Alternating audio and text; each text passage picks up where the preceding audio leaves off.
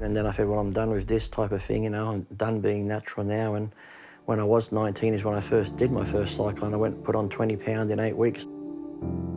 Even as a young age, and I didn't really know about steroids at all. It wasn't until I started reading magazines. Maybe every second month or third month, there might be an article on steroids. You might see the word steroids.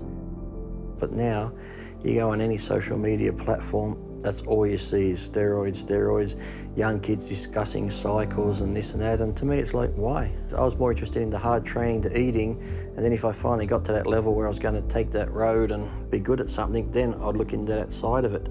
Now, sadly, it's steroids first and then all the rest. So you've got kids taking steroids before they've even been to the gym, before they've got a gym membership. It could be used good if you got the genetics and you got the mindset. To me, it's like if you're going to use them like I did, it was like maybe I could have gone another year or two without them, but because I turned pro, it's like, okay, now to keep up with these pros, I have to. But I already won all these other shows without them. I'd already been doing good without the drugs. And sadly now, there's so many young kids that come into the sport who are taking drugs, they don't know what their genetic potential could have been. He was so much against steroids. Starting, he actually competed clean. I mean, has been times when, yes, he's had to take drugs and he's been very, very open about that. Matter of fact, he's paid many a fine. He's paid more out in fines than he's ever won in money because he would tell people what he's on, what he's had to take to get onto that stage. So he took the very minimum. He used to tell people what he was on. I said, why do you do that? He said, because, Mum, they need to know the truth. They need to know exactly what's happening in the bodybuilding world.